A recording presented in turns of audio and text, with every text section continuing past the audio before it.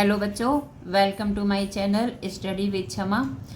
बच्चों, आज हम आप लोगों को इंटर क्लास का संस्कृत सुभाष रत्नानी पढ़ाएंगे।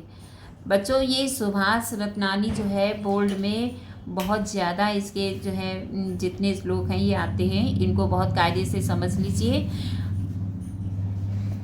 देखिए, पहला, भाषासु मुख्या मथुरा दिव्या दिर्वाण भारती तस्या ही मथुरम काव्यम तस्मादपि सुभाषितम। सभी भाषाओं में मुख्य कौन सी देववाणी है? देववाणी बच्चों कौन सी? संस्कृत। सर्वाधिक प्रधान, मधुर, दिव्य है। निश्चित ही तस्य ही मधुरम काव्यम तस्मादपि सुभाषितम। उस निश्चय ही उसका काव्य मधुर है तथा उसके काव्य से भी अधिक मधुर उसकी सुभाषित सुंदर वचन और सूक्तियाँ हैं। ठीक है, वचन है। सुखार्थिना कुतो विद्या कुतो विद्यार्थिना सुखम। सुखार्थी वा तज्जेत विद्याम विद्यार्थी वा तज्जेत सुखाम। अर्थात सुख चाहने वाले को विद्या कहाँ। जो बच्चों सुख चाहता है, आराम चाहता है, उसको विद्या नहीं प्राप्त होगी। क्योंकि जो व्यक्ति चाहता है कि हम हमेशा लेटे रहें, हमें कुछ पढ़ना ना पड़े, उसे विद्या कहाँ मिलेगी बच्चों? तो वही कहते हैं, सुख चाहने वाले को विद्या कहाँ, विद्या चाहने वालों को सुख नहीं। क्योंकि जो विद्या चाहता है वो दिन रात पढ़ेगा, वो अपने सुख की जो है सुख को नहीं देखेगा। सुखार्थी वा तज्जेत विद्याम विद्यार्थी वा तज्जेत सुखाम। जो सुख चाहता है वो विद्या को नहीं पा सकता, त्याग देनी चाहिए। और विद्या की इच्छा रखने वाले को सुख का त्याग देना चाहिए। जल बिंदु निपातेन क्रमशः पूर्यते घटा सा हेतु सर्व विद्यानाम धर्मस्य च धनस्य च। बच्चों, बूंद बूंद जल गिरने से क्रमशः जो है घड़ा जो है पूर्यते घटा, घड़ा भर जाता है। यही सभी विद्यार्थी धर्म तथा धन का हेतु हैं। यहाँ कहने का तात्पर्य है कि विद्या, धर्म, धन की प्राप्ति के लिए उद्यम के साथ साथ धैर्य का भी होना आवश्यक है। क्योंकि इन तीनों का संचय धीरे धीरे होता है, कि विद्या भी धीरे धीरे आती है, धन भी धीरे धीरे बढ़ता है और होता है। इसलिए हमें धैर्य से काम लेना चाहिए। काव्य शास्त्र विनोदेन कालो गच्छति धीमताम वैसेन च मूर्खाणाम निद्राया कलहेन वा। बुद्धिमान लोगों का समय काव्य शास्त्र की चर्चा आनंद लेने में निकलता है, और वैसेन और जो है मूर्ख लोगों का समय चा मूर्खणाम निंद्राया कलहेन वा। और मूर्ख लोगों का समय जो होता है सोने में एवं झगड़ा झंझट में व्यतीत हो जाता है। न चौरहर्यम न राजहर्यम न भातृभाज्यम न चा भारकारी वे कृते वृद्धत एवं नित्यम विद्याधनम सर्वधन प्रधानम।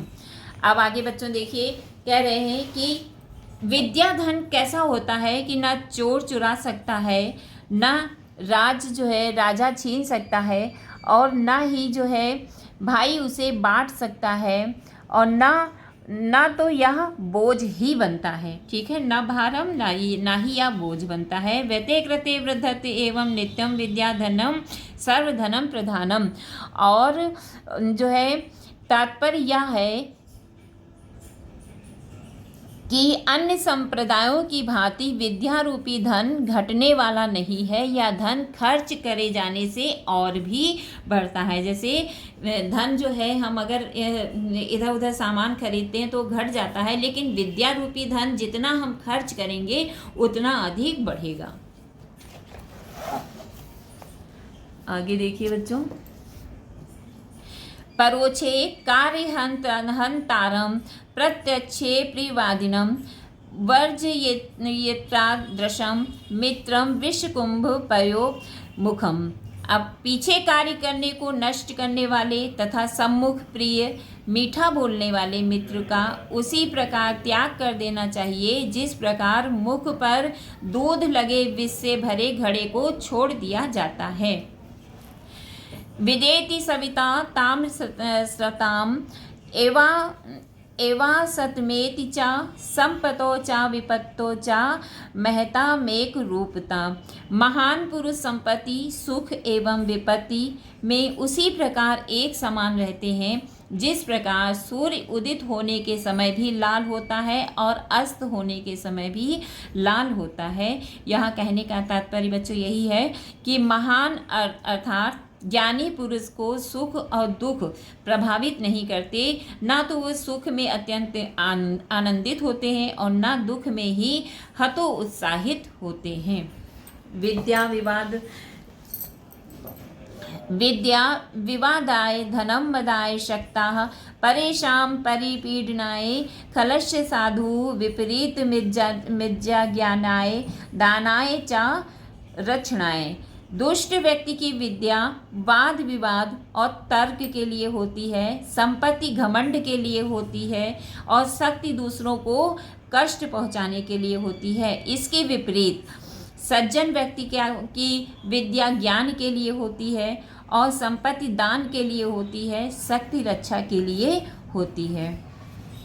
सहसा विदधीत न क्रियाम विवेकाः परमा पदाम पदम वृणुते ही विमृश्य कारणम गुणलुब्धा स्वमेव संपदा।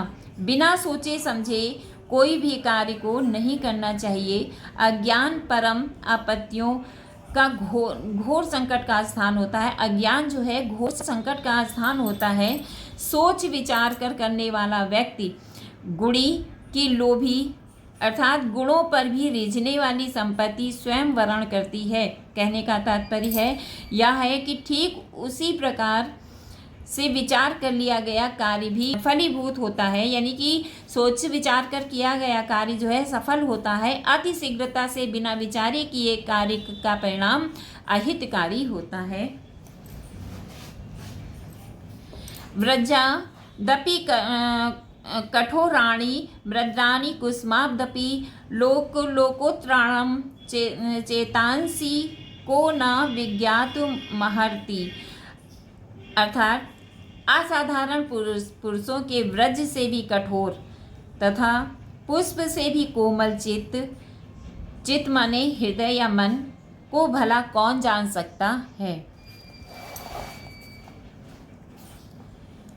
गृह्णाति या सुचरितय पितरम चा पुत्रो यद भूर्तरेव हितमिच्छति तत्तंत्रमत्रमा पदी सुखे चा समक्रियम यद एकंत्रत्यम जगति पुण्य करते लभन्ते।